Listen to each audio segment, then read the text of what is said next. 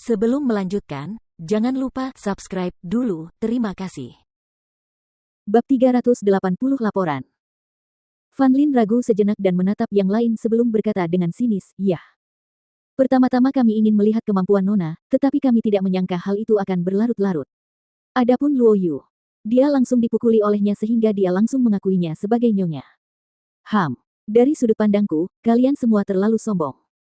Pria parubaya itu berkata dengan nada menegur dan berkata, "Jangan lupa, kalian semua adalah pengawal Feng yang telah kami latih sejak usia muda, mengajarkan kalian segalanya sehingga kalian bisa menjadi tangan kiri dan kanan Nona. Sekarang lihatlah dirimu, apa yang telah terjadi padamu.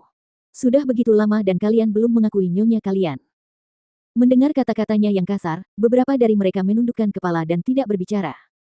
Memang, sehubungan dengan masalah ini, mereka telah sedikit berlebihan. "Biarkan aku memberimu sedikit nasihat, kesempatan telah diberikan kepadamu, yang tersisa hanyalah meraihnya. Jangan menangis jika kau kehilangan kesempatan itu." Pria parubaya itu memarahi mereka dan berkata dengan suara tegas, "Keluarlah kalau begitu. Keluarlah dari lamunanmu." "Ya." Beberapa dari mereka menjawab dengan putus asa dan pergi. Setelah mereka meninggalkan halaman, beberapa pria parubaya menggelengkan kepala. Anak-anak ini terlalu sombong. Bagaimana mungkin mereka tidak tahu apa yang ada dalam pikiran mereka? Mereka sama seperti dulu, hati mereka dipenuhi dengan kesombongan dan mereka tidak mau mengakui seseorang yang tidak berguna sebagai tuan mereka. Namun, pada akhirnya, mereka tetap diyakinkan oleh tuan mereka dan bukan hanya karena kekuatannya, tetapi juga karena dia sebagai pribadi dan betapa dia menghargai kesetiaan dan memperlakukan mereka seperti saudara. Bocah itu, Luo Yu, biasanya dia tidak secepat itu, tapi aku tidak menyangka dia punya pandangan jauh ke depan, jauh lebih baik dari mereka. Seorang pria lain berbicara dengan nada bercanda sambil tersenyum. Dia jelas sangat puas dengan fakta bahwa Luo Yu telah mengambil inisiatif untuk mengakuinya sebagai nyonya. "Ya, aku benar-benar tidak menyangka bahwa dari 8 orang itu, Luo Yu adalah orang pertama yang mengakuinya sebagai nyonya. Anak itu punya mata yang tajam." Pria lain menganggukkan kepalanya dan terkekeh. Seorang pria parubaya lainnya juga menimpali, dengan wajah penuh senyum, dia berkata, "Mungkin karena kita sudah lama tidak bertemu Nona, jika Tuan tidak menyebutkannya, kita juga tidak akan tahu kemampuannya yang sebenarnya. Sungguh terlalu mengejutkan." Mengenai identitas Feng Jiu yang lain sebagai dokter hantu, tuan mereka Feng Xiao telah membocorkannya kepada mereka dan inilah alasan utama mengapa mereka begitu marah dengan kenyataan bahwa 7 pengawal Feng lainnya belum mengakui Nona mereka sebagai nyonya mereka. Mereka berada di kediaman Feng sepanjang hari namun kenyataan bahwa Nona mereka sendiri adalah dokter hantu sama sekali tidak mereka sadari.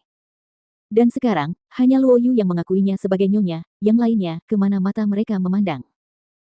Adapun Luo Yu yang telah memasuki ruangan, dia menceritakan kepada Feng Xiao semua yang telah terjadi sepanjang perjalanan mereka ke hutan 9 jebakan.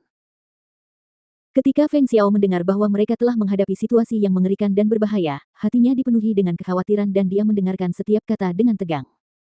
Sampai saat dia mendengar bahwa mereka telah lolos tanpa cedera dan bahkan 4 kultivator Golden Core telah mengakui Little Jiu sebagai nyonya mereka, barulah dia mulai merasa rileks.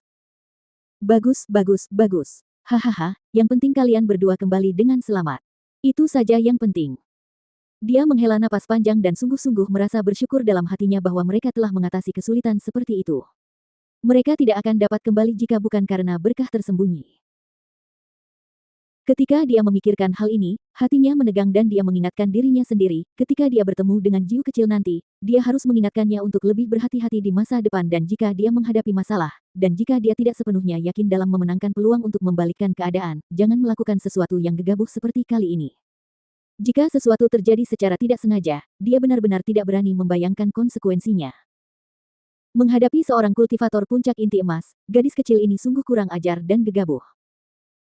Luo Yu menatap Feng Xiao dan melanjutkan, "Setelah memasuki kota, nyonya membawa beberapa orang bersamanya dan pergi. Namun, saya rasa mereka tidak tahu bahwa patriark tua telah hilang. Namun, dia mengatakan bahwa dia akan pulang pada malam hari." Feng Xiao menganggukkan kepalanya dan berpikir bahwa dia kemungkinan besar telah pergi ke Peach Blossom Ridge.